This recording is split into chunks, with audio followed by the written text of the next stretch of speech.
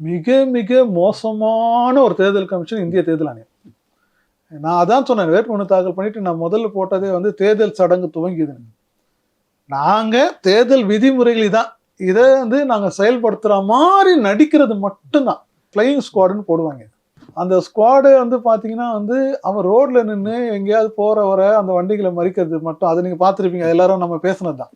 பணம் கொடுப்பதை தடுப்பதற்கு எந்த முயற்சியும் இருக்காது. ஒரே ஒரு உதாரணம் சொல்றேன். நான் ஒரு குறிப்பிட்ட இடத்துல பணம் வந்து கொடுக்க போறாங்கன்னு தெரியுது.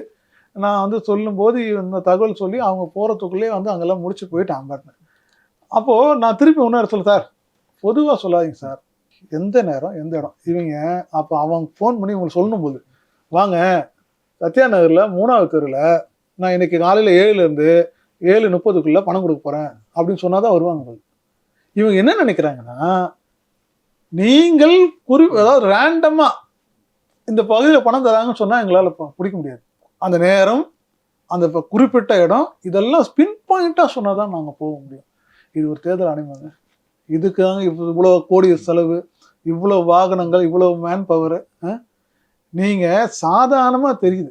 நான் பிரச்சாரத்துக்கு போகும்போதே, இப்போ உள்ள லீ கிளப்புக்கு பின்னாடி சத்யா நகர், அது வந்து இந்த வட்டத்தில் வருது, அதில் போகும்போதே நான் பார்க்குறேன், ஒரு கட்சி வந்து கொடுக்குது, என்னுடைய வாகனம் உள்ள நுழைஞ்சுன்னு தெரிச்சு ஓடிட்டாங்க. அப்போது என் கூட வந்து நம்ம வந்து தம்பிகள் சொல்கிறாங்க, அண்ணே அந்த மாதிரி அவன் கொடுக்குறான், அவனை வந்து பிடிக்கணுன்ட்டாங்க. நாங்கள் அதுக்கு முயற்சி எடுக்கும்போதே அவன் வந்து இடத்துக்கு வேலை பண்ணிட்டு ஓட்டேன். இப்போது நான் சாதாரணமாக போகும்போதே என்னால் வந்து அவனை பிடிக்க முடியும் போது, இவ்வளோ அதிகாரம், இவ்வளோ காவல்துறை, துணை இராணுவப்படை, சிஆர்பிஎஃப் கூட வச்சுக்கிட்டு இவங்களால செய்யணுன்ற மனசு கிடையாதுங்க. வேற ஒன்றும் கிடையாது. தடுக்கணுன்ற மனசே கிடையாது.